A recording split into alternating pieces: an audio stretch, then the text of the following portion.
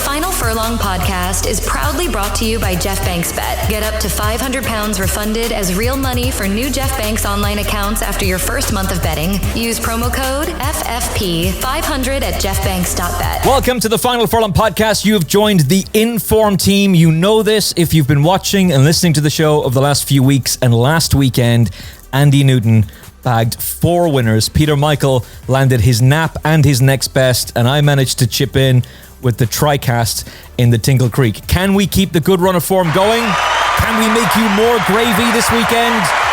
We will find out as we preview all of the best races for the weekend's racing in the Betting Blueprint on the Final Furlong podcast, or Betting Blueprint, even if I could use my mouth words correctly. We will begin with the feature race. 150 Nyetimber December Gold Cup Stage Star, multiple winner at Cheltenham, is at the top of the weights. I'm sure Andy Newton will have the stats for us about why you should be avoiding that horse like the plague. It's 2009 since the last favourite won this race, which doesn't exactly bode well for last year's winner Fugitive, and it's 104 days at the time of recording since Richard Hobson last had a winner. But to be fair, he doesn't have a huge amount of firepower, and he is a very, very talented trainer. And Madara is pretty prominent in the betting as well after a big run on debut for the Skeltons. And if you watch that race back, he should have been a whole lot closer had he been put into the race a little bit sooner. Peter Michael, you're a little bit under the weather. You are pumped full of at least 5 hot whiskies, but we think after 2 coffees, we've managed to stabilize you to be able to be somewhat coherent and talk to us. Who do you think is going to win? Well, I might actually pick winners now for once. I'm going to go with Gala here each way. I think he's solid. He's very solid around Cheltenham.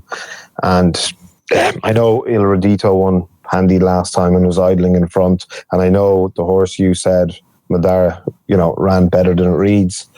But I think Gallo's quite solid. I don't think he was given the best of rides by Gavin Sheehan the last time.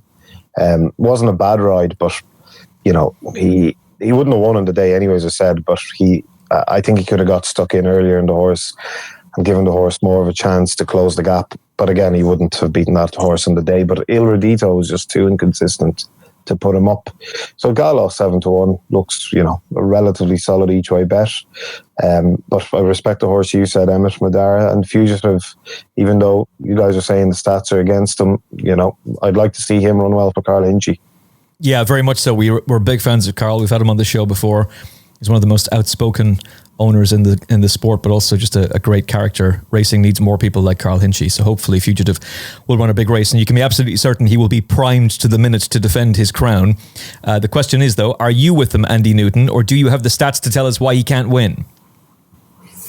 Well, the one big monster super duper stat against him is the age, really. 9-year-old now, going to be the oldest horse in the race. Super gutsy last year, wasn't it, when it beat El Rodito in that. I think it was short head or neck or something in the end, wasn't it? But it's just the 9-year-old. I mean, look, we've had last 26 runnings, 25, right? So almost all of them have been aged 8 or younger. I think only Cool Cody as a 10-year-old sort of kick that trend into touch. So yeah, look, I mean, it's going to be primed after the Paddy Power run. Ran well there, 5th. I mean, horses that ran in that race have got a decent record as well. Following up here, but I mean, I think it'll probably overturn the form with El Rodito. It's better off at the weights this time. Obviously Freddie rides the Nichols horse. They're going for their 6th win, I think, in this. Stage Star can't have that at the moment. I think that just needs it's on a bit of a recovery mission. Galore, I think Peter said I sort of respect it, but I think it's just going to be place pot sort of material. Personally, needs a career best, and it just doesn't really win enough. It's only won in the last 10, I think. So career high mark. So it'll be there or thereabouts. But I think you sort of touched on it. The Skelton horse Madara is basically going to follow suit from last year, right? Because Fugitive ran 4th in the Paddy Power, went on, won this. So we're going to have history repeating itself. And as you said, Emmet, it's staying on well. Actually won at this meeting last year, didn't it? It beat another runner in this race actually in Excelsior's Duo, which I think is probably worth a little each way saver. Andy, that horse would break. I'm not saying he can't, but he would break your heart. 3 out of his last 5 starts, he's failed to finish. I know, but I think, did we both put it up last time? I can't remember. I definitely did put it up, and it was he's still going okay when it unseated. But that's the problem. He was going too well. Yeah, but I mean, for the sake of whatever it is, 10-1, 12-1, in a race that has cut up. I mean, there's only 10, 11 runners? No, 12 runners. 11 runners. So I think you have got to sort of take that on trust a little bit. It's jumping, but it's dropped a pound from that. It has gone all right at Cheltenham before. Obviously, it's won at this meeting last time. It ran all right in the plate, didn't it? 5th there. So that's the each way value. But I actually think the Skelton horse will go favourite here. I think, once people sort of latch on to its form, that it's better off at the weights. Course winner, obviously, like I said. So, I just think that, I don't think Skelton's ever won this. His horse is still in, cracking form. So, Madara beats In Excelsior's Duo for me, like they did at this meeting 12 months ago. I think that might be how this plays out, actually, with Fugitive or Il Ridotto staying on for third. I'd love to see Fugitive go well for reasons we've already mentioned. If Il Ridotto is going to do this, he'd be the first horse since Exotic Dancer to win the 2 big handicaps at Cheltenham, the December Gold Cup and the Paddy Power Gold Cup in the same season. That's all the way back in 2006. So not that it can't be done, but it's going to be difficult. Only 2 horses since 1974 have carried more than 11 stone 10 to victory. Pendle in 74, Frodon in 2018. So good luck with Stage Star. I'll let him run. And Galah is... he's consistent. He's going to be there. He's one for the TriCast as well. I like the fact that Peter's talking about him. He's going to improve for the run in the Paddy Power too, and he's just very, very difficult to knock out of the frame. Maybe the TriCast is Galah, Madara, and In Excelsior's Deo, assuming he actually stands up this time. But Madara is the one to be with. Like, watch that race back on debut. He was 11 lengths off the leader with 3 to jump. He was a mile back, 4 out prior to that. It is a monstrous, monstrous effort from him. And if he'd been put into the race a little bit sooner, he'd have been a whole lot closer. He might have won. He might very well have won. Stamina shouldn't be an issue for him. He won over 2 mile 3 in his days chasing in France. Sophie Leach was talking about running him in this race a year ago. And the reason they didn't is because Joseph O'Brien ran Fakir Duderie. And the weight advantage that he was being given as a 4-year-old and Fakir Duderie being top weight meant he was going to be way too far out of the weights. So they decided to go for that 2 mile handicap chase instead, which he then ends up beating In Excelsior's Deo in. I think he'll win this. Harry Skelton takes over for the first time. It's second run for Dan Skelton. His 3rd run of the season. He had 1 run for a trainer. First time up. He's just going to improve, and he's going to improve for the greater stamina test on the new course at Cheltenham as well. Everything is there for a huge run, and I think we need to act now, because I think you're right, Andy. He'll be favourite. He's the one who's going to come in for the money, particularly with the form of the Skelton team. They're going such great guns. This fella wins. What did they have last week at Sandown? Was it 3? That's crazy stuff. They're winning with everything. Something like that. But they're winning with everything. I'm not sure. Have you looked at the weather? I'm not sure what the weather's doing. I think there's a bit of rain tomorrow.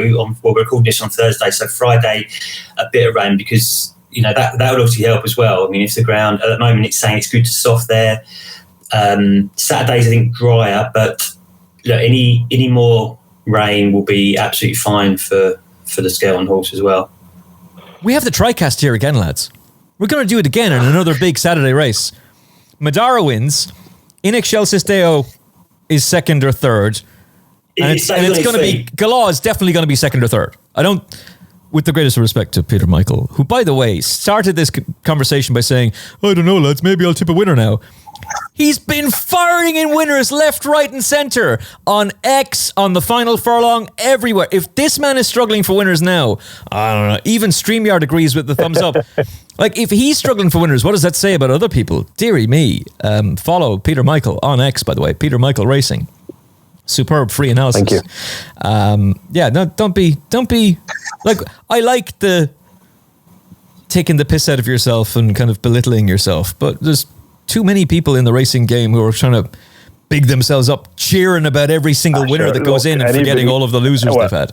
anybody that knows much about racing can spot these people out a miles away. I always take things with a pinch of salt anyway. I don't take anything in life too seriously, to be honest. Life is so fragile. You just have to take everything with a pinch of salt. But these idiots that you see online or anywhere that are trying to fool people, you can smell them out a mile away. Yeah, you certainly can. And I think people are getting very tired of that kind of crap. Anyway, we've got this race licked for you. If we don't, we will own the fact that we were wrong and apologize to you next week. But I think we've got this one absolutely sorted. Let's go to Doncaster for the first race we're going to talk about there. It's the Bet365 Handicap. It's a Class 2. Elvis Mall, an old favourite of the show. The 10-year-old is the top weight. The betting, if we can get the screen in place. Please hold, caller. Your call is very important to us at Final Furlong Podcast Hours. The betting is headed. Thank you very much. My forward plan at 5s. Gaborio, a horse that we really liked for Aintree last week. Around about 5s with Jeff Banks bet as well. Does he know? 7s, who won this race a year ago. Chasing Fire in first-time cheek pieces for the Ollie Murphy yard is a 9-1 shot. Peter Michael, who do you like? Well, there's a few old-time favourites in this race. You have Kitty's Light. You have Kinondo Kwetu, who's done me numerous favours through the last few years. And you have the younger horses like Gaborio. Well, I say younger, he's 8, but he just seems he's ran less times under, the normal rules of racing. He's normally running 100 chases. And Forward Plan was a horse I think we all liked as well the last time he ran. Yeah. But again, like Gallaw, I think Gaborio is a solid each way bet here. I would prefer it softer. Obviously, it can't be soft enough for him, really. So I would have preferred it softer and I would have preferred a longer distance. But he's got a nice racing weight. He's unexposed in a way, and I think there's room off 128 for him. I don't think, unless I've got it wrong, I don't think ground's going to get any softer than good to soft. So that wouldn't be ideal. But he's won in good ground or good to soft ground before, so it's not an excuse. But he'd be better on softer ground. But with all that considered, yeah, if he jumps and gets a clear round, which he should. Yeah, he should be bang there, I think. And Forward Plan would be the one I'd be fearing most for him. But Gaborio each way for me here. It's a horse I like moving forward in the season. Okay. Andy, we were all over Gaborio last week for Aintree. He didn't make the race. Obviously, the race got cancelled. Back over the conventional fences. Are you with him this week? Yeah, I'm not sure. I mean, I agree again. I mean, look, last 11 runs, it's been in the top 3 10 times. So look, another one that's going to be thereabouts. Course and distance winner back in 2023. So track will be fine, low weight and all that. So yeah, I mean, look, I fancied it last week for the Beecher. Not sure. Are they rescheduled that? I can't remember now. They were talking about doing it, and I think they got a meeting on Boxing Day, haven't they? But they're not now. Oh, have they? I don't know. I read something. There's a meeting on Boxing Day, but I don't know whether they've got around to whacking that one in. Maybe that's why it's running here. Anyway, we'll have to have a look. So yeah, that's one. Look, Forward Plan. We said I won it last year, but it has gone. It's been hiked up quite a lot in the weight since then. 12 pounds, I think, since last year. And I think he had a claimer on. Well, Ben Godfrey was riding it last year, and he could claim he's ridden that out now. So effectively 15 pounds higher, I think, something like that. 4th in the Badger Beer, that was a good run. So that'll be thereabouts. Does he know though? I think could go well. Kim Bailey likes this race. He's won 2 of the last 3. It's got a lot of weight, 12 stone, but it has carried that sort of burden to victory before. Course winner. 4th last time at Cheltenham was a solid run. That was over a longer trip than this, I think 3 mile 3 or something. And I think it lost another classic, lost a shoe in the in-running notes there. So yeah, could have done a bit better. But yeah, I think that's definitely one. Look, and the one that I think could go very well, and I've just noticed a bit of money for it, which is annoying, because yesterday it was about 16s or 20s, is Sail Away. Okay, Skelton again, we've already whacked him up in the December Gold Cup, but look, this horse, it took a bit of a heavy fall. It just literally walked through the fence last time at Newbury. But watch that race back, folks, because it was going well, very well still, in with a massive shout. Whether it would have won, I don't know. But the winner, that Max Sacchio ran that jukebox man to a couple of lengths last time out. Everyone's raving about Harry Redknapp's horse. Yeah. So form has been franked. It's been dropped a couple of pounds, back down to its last winning mark. And it looks like maybe people have cottoned on to what I'm seeing. I don't know, because it's come in a little bit in the betting. We will find out. But I think Sail Away, 10-1, backed up with Does He Know, they're the ones here for me. Okay, I like one at a big price as well. I'm going to take a chance. I know who it is. The Welly Wobblers. Yes. Yes, it is. I remember it from last week. Yeah, I like him more now, partly because of the ground. The ground is now good to soft as opposed to the soft ground he was going to run on last week. He has won off a layoff before. This is Whistle in the Dark we're talking about for Laura Morgan. 16 days at the time of recording since she's had a winner, but she's had a couple of horses run real big races at massive prices. He loves this ground. 4 wins from 7 runs on the surface on good to soft. He has to prove that he stays this far. He was 4th in this race last year off a mark of 142, but that was a stupid race. The low sun meant that all of the fences in the home straight were taken out. So does he really stay 3 miles? Because obviously jumping fences requires an awful lot more stamina. I don't know, but you were getting 33-1 to find out. You were getting 50-1 yesterday to find out. He's now top price 25s. And to my horror, one of the biggest betting companies in the world are going 8-1. Wow. Jesus, 8-1 from 50-1. Yep. Who's that? Ladbrokes. Somebody had a fiver each way. Yeah, probably. Don't be now, Peter. It was $5.50. Come on now, man. It was £5.50. So that 50p is always the one that gets... No, seriousness. That's unless it's meant to be 18-1. It's right. I just checked it. It's right. That's a massive difference, isn't it? Everyone else is around 20. And she can land a touch as well. She's well capable of getting one ready.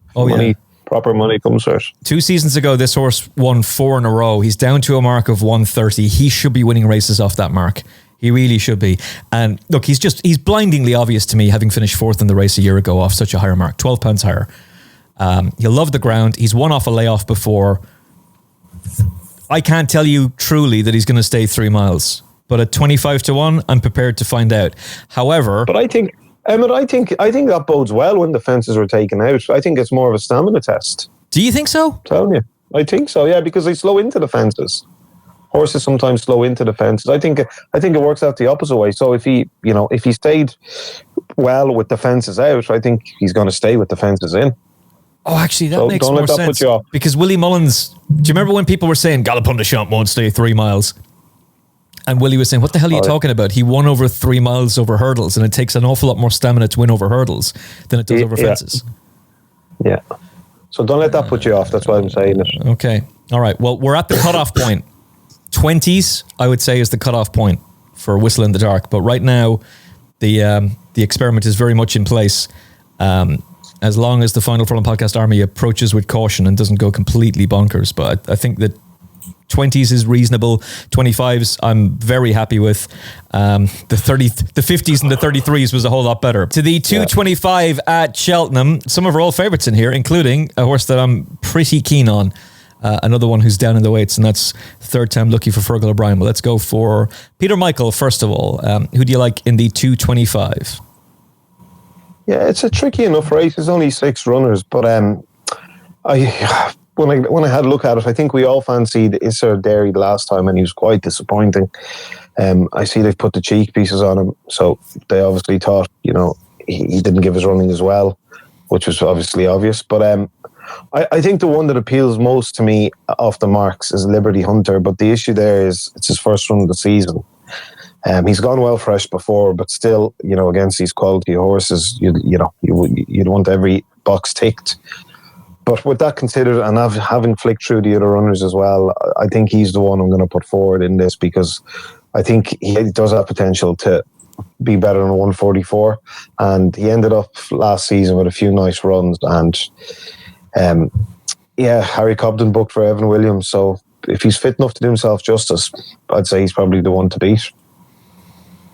I find it difficult to disagree with that. He's definitely the standard setter. I am going to side with Third Time Lucky. I'll explain why in a second. But Andy Newton, who do you like?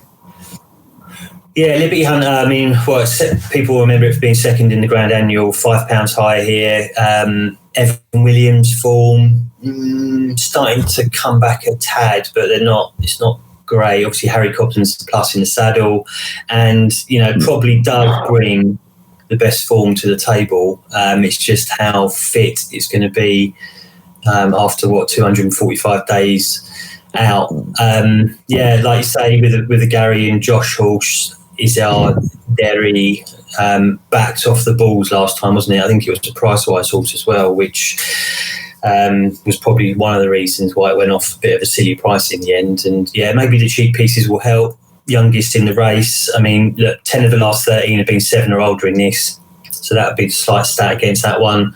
But it does get in with a lightweight. Third Time Lucky, used to be a Skelton horse, didn't it, I think? Mm-hmm. And course winner. It's obviously had its problems, but, came back last time. I mean, people will see that second, but it was absolutely slammed. I think it was about 26 lengths second. But it's entitled to improve, and, we know it likes to track.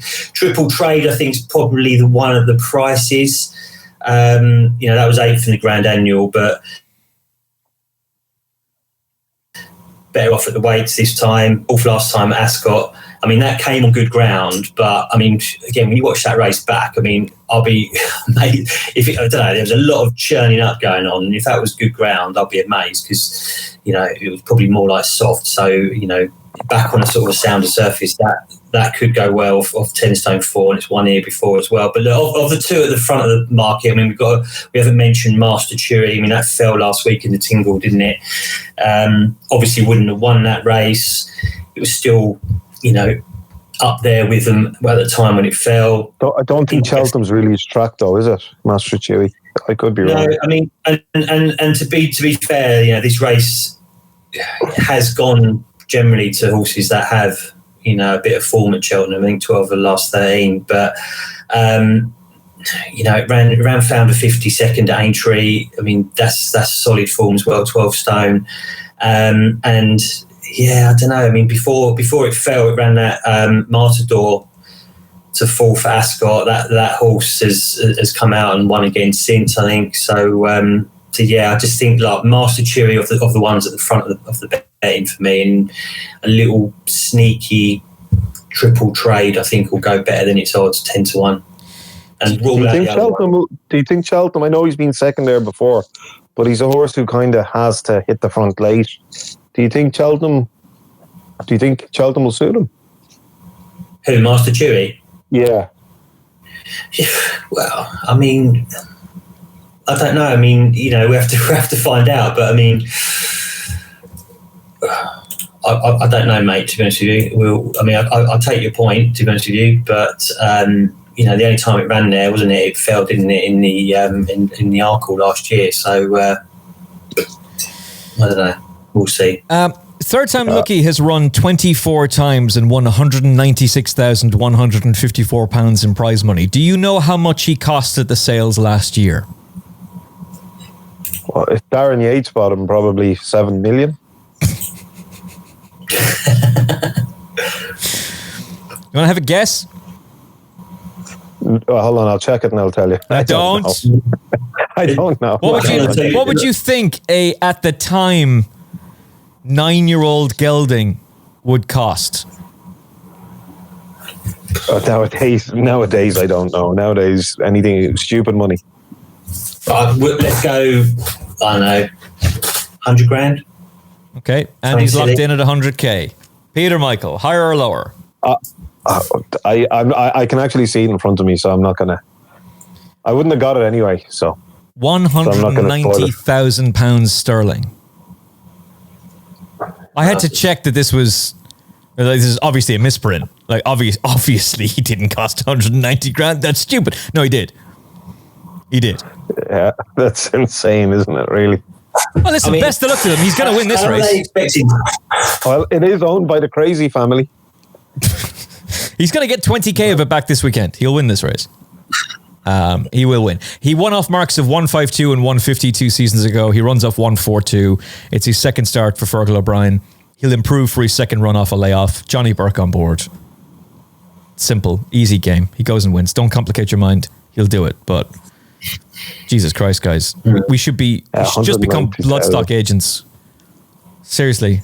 I mean, what is the thinking there? I mean, how are they actually, going to get that back? I mean, it's just not going to happen. It's not feasible, Andy. It doesn't make any sense. But nothing in racing makes sense. Nothing does. Don't ask any questions, Andy. Don't ask any questions about affordability checks. Don't ask any questions about how viable the racing league is. Don't ask any questions about how Premier Racing is working and how many people it's bringing into the sport. And certainly don't ask what are the 5 achievements of Julie Harrington's reign as CEO of the BHA. Let's go even better. What's the one single achievement that Julie Harrington managed to bring in during her reign as CEO of the BHA? Don't ask those questions, Andy. Just consume product and get excited for more product. Well, all right, 240. Get 20 grand of their money back. He'll win. He'll win this weekend. All right, 240 is the Bet365 Doncaster Mares Hurdle. I thought West Balboa would just win, but this is obviously not the plan. She went chasing. She was a complete and total disaster over fences. We covered her on TalkSport 2 the first day. She hated every second of it. They've done it again. She seemed to hate every second of that too. Is she just going to go and win as an odds-on favourite, Peter Michael? Yeah, I mean, she should take beating, definitely. But, it's hard to be backing her at 4-6. Very. Yeah, it's hard to be backing her. She's rated 143.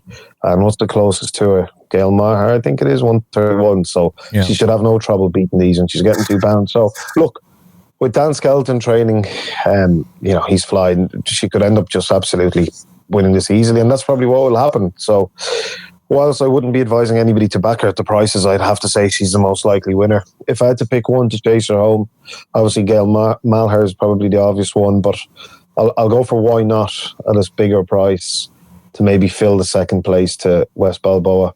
It's a race that makes no appeal betting-wise, but if I'm here to pick winners, West Balboa would be the one I'd put forward as the winner. But would I be advising anybody to back her at 4-6? No, I wouldn't. Just to watch it. Or maybe do a little forecast to beat Why Not in second. Yeah, I drew a line through this race, Andy. I had absolutely no interest in backing anything in it. I'm not sure I don't know which of these horses is good enough to go and beat her. Maybe the Crawford horse with Flanagan coming over. Maybe Why Not? Certainly the Golden Ace form is interesting, but there was nothing that just appealed to me, because if West Balboa runs a race, she goes and wins. I just don't know if she will. This was not the plan. She's ended up here, but she's priced up like she's going to win it, and maybe she does. What about you, Andy? Yeah, I mean, you've got to be a bit sort of crazy in the head to be lumping on a 4-6. Don't need any of us to tell you, at the weights on these terms that, it should win, but don't think that, it's a risky proposition, really. The way it jumped last time, I know that was over fences, but, obviously going back over hurdles, trying to get some confidence and whatever. But like I say, it's just looking at the Oppo, and you're just thinking, there must be something there we can sort of cling to and sort of take it on with. And, Why Not? That ran all right at Cheltenham, didn't it? Won there, but, it's got £14 to find with West Balboa, and even that Gail Marler, that sort of flopped. Well, it was odds on, wasn't it? Last time at Cheltenham. So, trainer, the Keatley camp, they actually do all right at the track. They're 2 from 3, so they got a decent strike rate. But yeah, probably the Crawford horse, that Ottazzini, is probably the one. If there's going to be an upset, I'd probably latch onto that one. It was pulled up in that shoot first race where, was it Peter or yourself managed to fire in the winner, the 22-1 winner last time out? But yeah, look, probably didn't really like the ground that day. Back on a sounder surface, you can probably make a claim. Won fairly comfortably at Ayr before that. So yeah, look, let's have a little go on that. But look, West Balboa should be the one. But Ottazzini, if you're looking for a slight upset. And for the record, it was Peter Michael who tipped the 22-1. Shoot First. I don't. Well, I mean, in fairness, he was 6-1 or 11-2, and he drifted out to 22. So yeah, none of us know how he went off that price because his connections kept backing him, and yet he kept drifting. So, all right. And I'd say if he went off at 22s, I'd say he would have been nearly 40s on the exchanges, which is madness. Must have been, yeah. Yeah, must have been. I remember when we did it. It was 5s or 6s, wasn't it? On the Thursday. And that looks value at the time. Crazy, but it just makes you wonder, who's laying these prices? It just like I tipped up a horse today. Now he's running 7 o'clock, just a small bet. He was 6-1 the last time he ran, but he ended up 48-1 in the exchanges. Now he hadn't run in a while. Now most of the times they lose, which obviously you smell a rat. But like Shoot First, for example, went on to win. Like who's laying these prices? Yeah. They know they're laying completely over. Like they're laying probably a genuine 6 or 7-1 shot at 40-1, 33-1. Like I just don't understand who's doing these things. There was an Archie Watson horse that was 2-1 in the morning, drifted all the way out to 9s. I tipped him on TalkSport because I just went, this doesn't make any sense. He should be a 2-1 shot. There's no logical reason why he wouldn't be. He just hold the line, back him, wins. And Archie Watson was saying after, I don't understand why it doesn't make any sense. Yeah. Just it does your head in. They sort of hit a point, and then it just sort of snowballs, doesn't it? It goes like a point, a couple of points, and then all of a sudden it can just, people jump on the bandwagon, only take something else in the race to be backed, and then obviously you have to push some of the others out. And yeah, I mean, it's mad sometimes. Yeah. But that's it is when you think about it. Like laying 6-1 shot at 40-1. Like no, I mean. Unfortunately, these things do happen, and people have inside information that the horse is dead. And obviously, we know the reasons why. But people doing this and not having that information is just, it shouldn't be done. Full stop. But anyway, well, I mean, you can look at something like Proform and look at their price guide, and if you're saying a horse should be 5s, but then you're laying it at 50s, why? What are you doing? Even if you're being told. Even if you're being told by the connections, you know what, this horse is really going to badly need the run. It's horse racing. A horse can't tell you. And today I actually don't feel like it. Sometimes they just thrive on a race course. By the way, if you're betting this weekend and you haven't already signed up to Jeff Banks Bet, because racing is such a great product. Obviously, we are very enthusiastic about the weekend's racing, but man, there's some stuff in the sport that would really get you down. And if you haven't listened to Jeff Banks and Nevin Truesdale dropping some truth bombs, go do yourself a favor, listen to it. CEO of the Jockey Club, CEO of one of the biggest independent bookmakers in the country, telling you how things really are in racing and what needs to be done to fix it. Listen to them, give their time, and try and steer the ship in the right direction. Final Furlong podcast, you can listen to that now. And you can support this show by betting with Jeff Banks Bet at jeffbanks.bet. Use the promo code FFP500. You're eligible to get 10% of any losses in your first month of betting back, up to £500. Available now at jeffbanks.bet. You can stream British and Irish racing for free on the Jeff Banks app, and loads of great incentives on the site as well. jeffbanks.bet. Sign up now using the promo code FFP500. Who do we like in the 3 o'clock? The potato race version 1 before we get to the real potato race at the Cheltenham Festival. It's the Albert Bartlett Novices Hurdle. I could do with some crisps now. It's a grade 2. Skyjack Hijack has been on an incredible winning roll.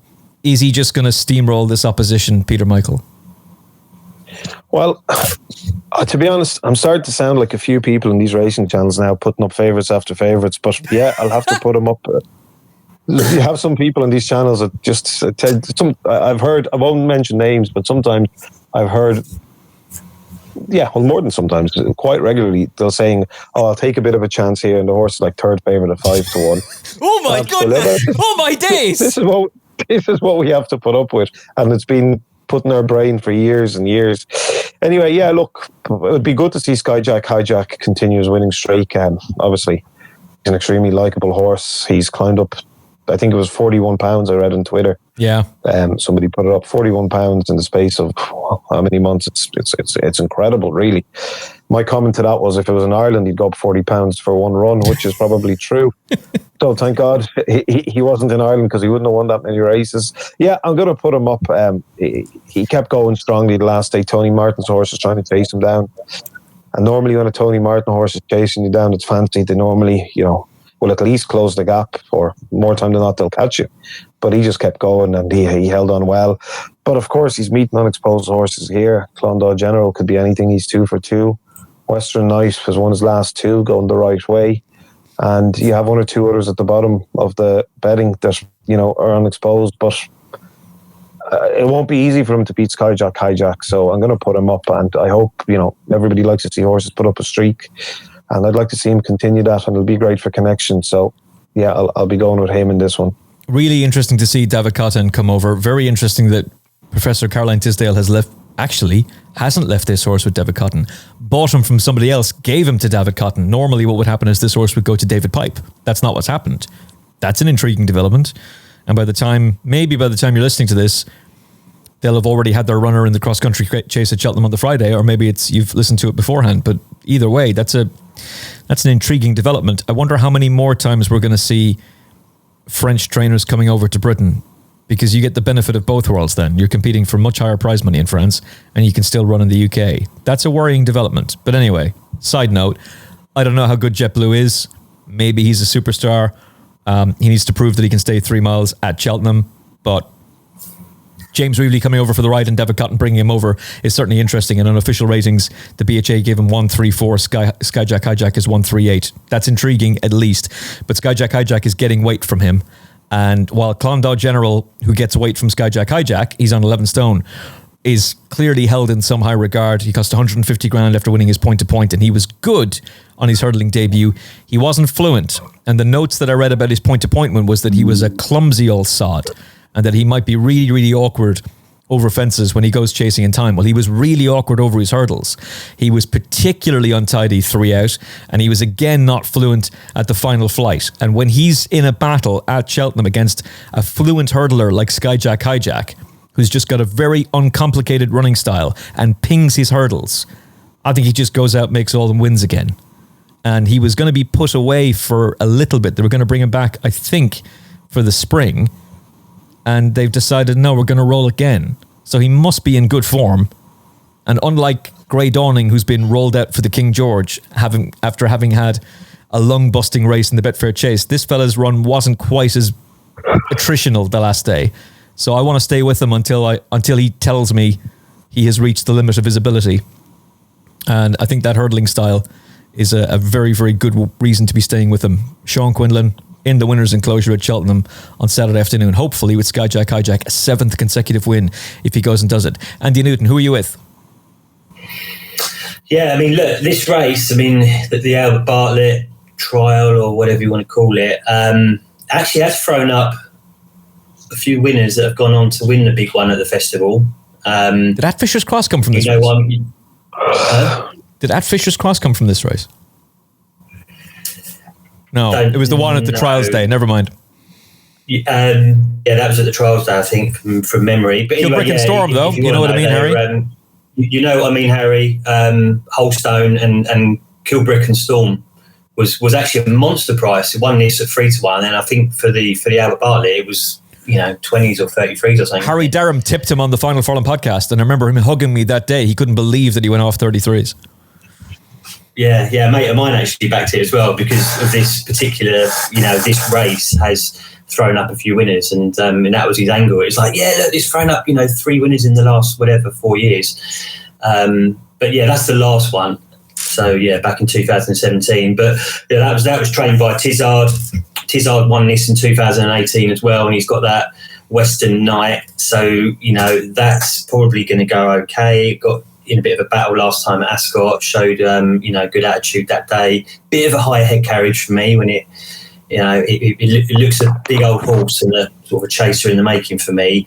Totally agree with you with the Kim Bailey horse, Clondau General. I mean, to jump in last time. I mean, look, he's had 2 months off. You would imagine they've done some serious schooling since then. The other problem that I'd have with it is that the third that day, there's a horse called Autonomous Cloud, ran a stinker McRinker this week. So it hasn't really done much for the form. So yeah, I mean, you just think that round Cheltenham, even just one little error like it made there, I think it was at Uttoxeter, against a horse like Skyjack Hijack, who, as you said, is the slickest. It will just boot out again. It seems to have more improvement to come. If this was trained by someone else, Jenny Candlish, top trainer, but if this was a Hendo horse or a Nichols horse or whatever, it's the old saying we've come out with before, but it wouldn't be it'd be odds on probably. Yeah. He'd be evens in a at race least. like this. Evens, something like that. So, it's a bit of a shame some of the Irish horses haven't come over for it, and it's obviously not the greatest renewal. But it's hard to get away from Skyjack, and I think it's building up a nice little following, isn't it? And as Peter said, it'll be nice that if it can carry on the winning run. I think it's 50s for the Albert Bartlett, same price as Western Knight. But and if you want for a bigger price, I think About Damn Time is probably, how many we've got in there though? We've got 1, 2, 3. So it's only 7, isn't there? So the each way is going to be only 2 places. But if you can find somewhere, that is giving 3 places, only because look, it ran second in a point behind Clondor General, so it has got a bit of form with that one. But it came out, won at Carlisle. I thought that was a fairly good effort. It stayed on well. It liked the longer trip.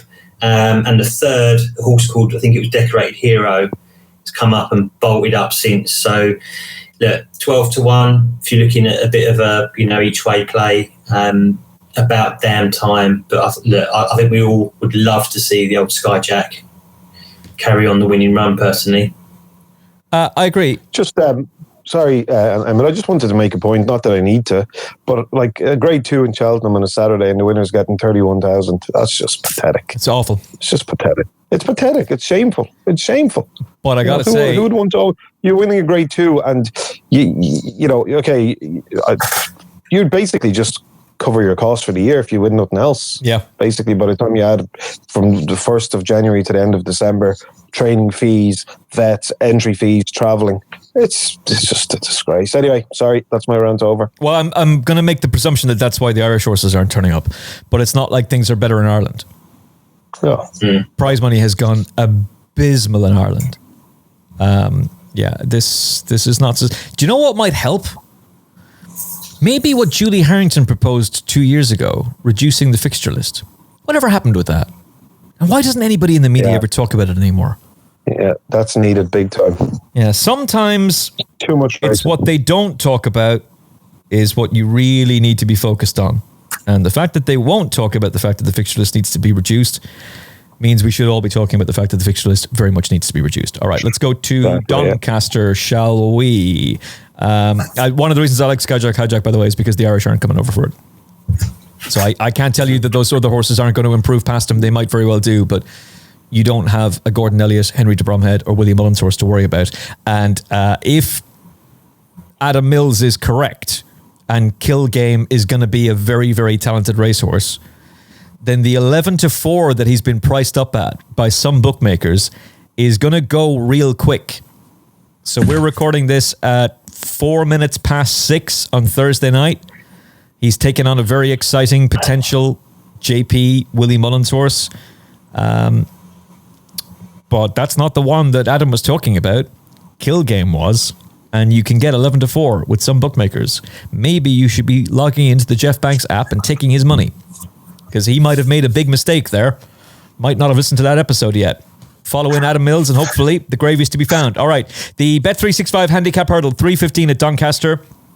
Pembroke heads the weights, but not the betting. Altabelli is the 7-2 favourite with Jeff Banks bet deployed to Spy, 5-1 for Ollie Murphy. He could have gone for a novice hurdle instead. Goes for this race. Norman Fletcher, 5s. Jungle Jack, 13-2. Lily de Burley, 15-2. Pembroke is a 9-1 shot. Peter Michael, who do you like here?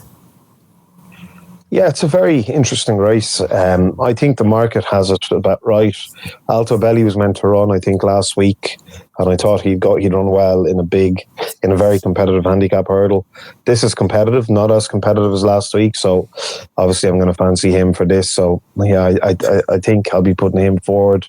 But you have to respect Ollie Murphy's horse, who's won 3 out of his 5 races and last 3 in a row, and there's others in this race as well that you'd have to give squeaks to, but I'd concentrate on the Harry Fry horse, and he brings decent form from last year into this race, and if he produces the best of that, I think he'll take, he's the one to beat, and the only one I could see that could possibly beat him is Deployed to Spy or Norman Fletcher. But yeah, I'd be out of the races we've previewed so far, I think if the market continues to go positive for this horse, I think he could take a bit of beating.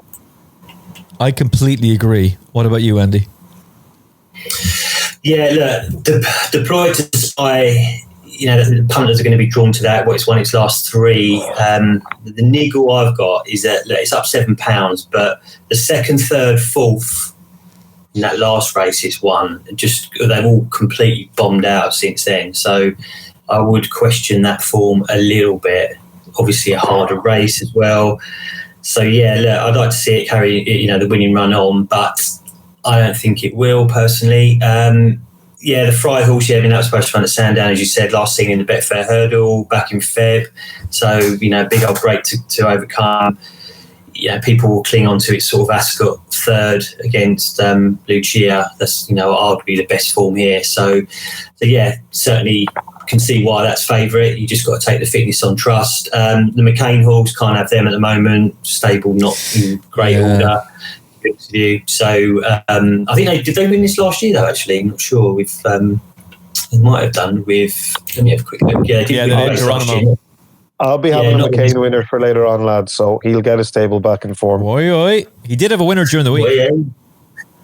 Yeah. Little glimpses of form coming back, but that. Not for me. I don't think it's 1 in 7 either, that one. But yeah, I like the Norman Fletcher angle. I thought last time that won well. I thought there was more to come as well. Its ears were still pricked at the line, and looked like it had a bit more left in the tank. I think it's up £6. Claimer on board. He's ridden it last 2 or 3 times, I think. Actually, this has been quite a good race for Claimers as well. 3 of the last 7. So another little stat to throw in there. And look, the Venetia Williams horse as well. They've done us a big favour in the last few weeks. Their horses are still ticking along nicely. Limoncello, look, that was its first run last time for the yard. Came over from France, I think. And if you watch that, I mean, absolutely I bolted out in front. Lucy Turner was on it, and I don't know whether she could control it or whatever, but look, it just ran miles too keen, too free. It was its first run for a long time, almost a year, I think. So look, Ned Fox, jockey I like, claiming 5 here. I think that if you could forgive that run last time out at 14-1, about a month off to sort it out, then that's the value. But Norman Fletcher. So let's go with the two claimers in here. Well, there's another claimer as well on the Brucheo, but we'll go Norman Fletcher and Limoncello, first and second here. Bang. Okay. I'm with Deployed to Spy. Completed a hat-trick on his handicap debut last time out. Looked like he'd progressed further.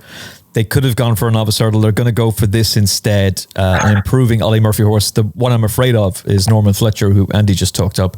He runs off a £7 higher mark, but again, coming for this race instead of the novice, I think is interesting. And at 4-1, he's one for the multiples. I'm not backing him in a single, but he will feature in the Scumbag Lucky 63, as will the nap of the weekend. How far does Joyous, currently available at 3-1 with Jeff Banks bet, win the finale at Cheltenham? Peter Michael. Another favourite I'm going to put up. Yeah, he was given a kind ride, to say the least, last time. Nico didn't make.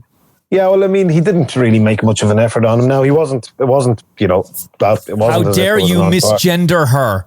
How dare you, Peter? I'm always doing that. Always. And I'm terrible for that.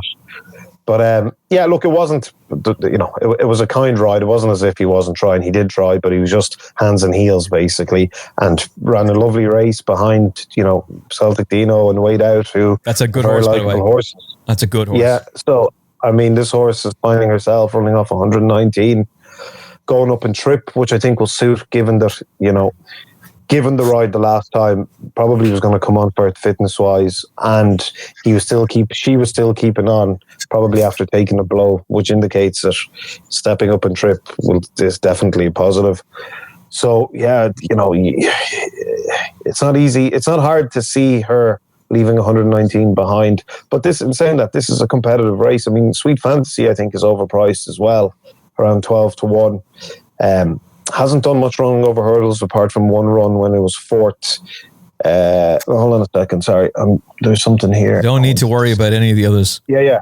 No. Sweet Fantasy, yeah. The ground is good. She needs soft ground. Whether she'll have it soft enough, I don't know. If it does go soft, I think she could run a big race at a nice price. Take No Chances was third behind Josh the Boss. The race Andy pointed out first that there was winners coming left, right and centre from it.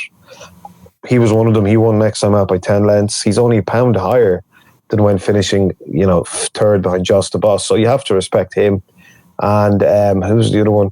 Gordon Elliott horse as well seems a big price. Unbeaten over hurdles. Just, kept getting the job done, travelled well. Yeah, so she's a big enough price now. She was 20 to 1. She's now 14 to 1. So I'd definitely be keeping her inside. If the ground did go soft, I'd also keep Sweet Fantasy inside. But yeah, Joyeuse for me here. I think if Nico gets the nod in the ring, then yeah, he'll probably take a bit of beating. But if it's not today, then there's nothing we can do about that. Yeah, I thought Wada was interesting at the prices, but then again, she's carrying 11 stone 7 and Joyeuse is carrying 10 stone 10. If she can't win this race, then Nikki Henderson, who I'm interviewing next week, is going to have a long, hard talk. That'll be a good one now. Yeah, I'm looking forward to it. I was actually chatting to him briefly yesterday, but hopefully we'll have a bit of fun with him. She wins. Brilliant. They won this race in 2019 with a horse who went on to win the Coral Cup. They will win it again. She's out of a half-sister to the champion hurdle winner, Epatante. Look at who she beat on her debut in Britain. Remember how keen Tom Malone was about TT Quanti. Remember how good that horse was on his debut this season for Paul Nicholls. And when Nikki Henderson ran this horse first time up, yeah, it was a considerate ride from Nico. She was beaten by a very good Sam Thomas horse who I think is going to make big waves this season. But also, Nikki's horses were, some of them, struggling. So she just needed it. And now she gets in off a mark of 119. She'll blow this lot to pieces. Andy. Could be a clean sweep here, boys.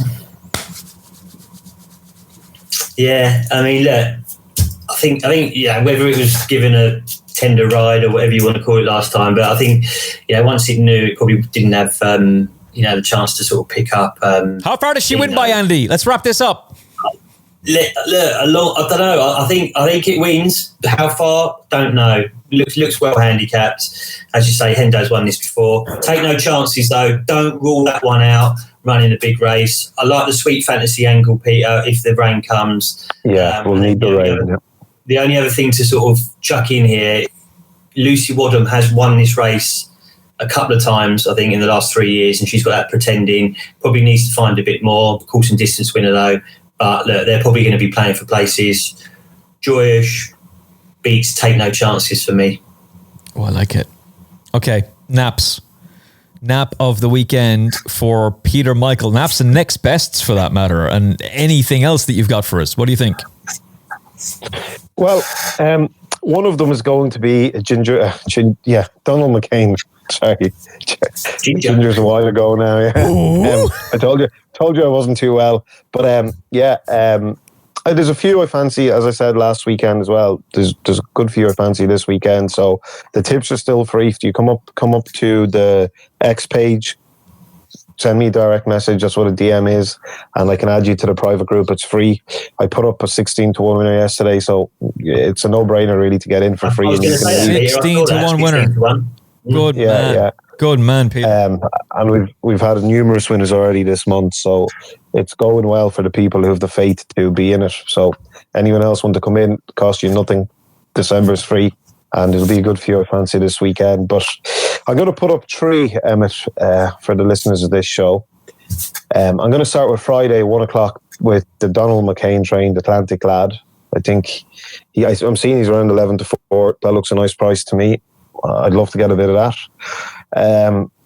On Saturday, on Friday, so we got Friday, 1 o'clock at Bangor, Atlantic Lad, 2:40 Bangor Plaisir de Flow. I'm a bit worried about the McManus horse there. I think he could be a danger, but I'll be putting Plaisir de Flow. And then Saturday, 8 o'clock at Wolverhampton, Overnight Oats. So that's my 3 for the weekend. Okay, I like it. Do you want the nap? A nap would be... Oh, yes, please. I'll go with Atlantic Lad because I thought that was a lovely run last time and the form has been frank, and I took him out of the race, so I'll go with him. And Overnight Oats, 8 o'clock Wolverhampton, should be winning as well, to be honest, but all-weather racing we know can be a bit tricky, as we found out today. Oh, so, but yeah, So I'll go with Atlantic Lad as my nap of the weekend, and the other two is the next best. Yeah, tricky is the polite way of putting it. The rest of that needs to go on the uncensored members only shows if we ever decide to start doing those.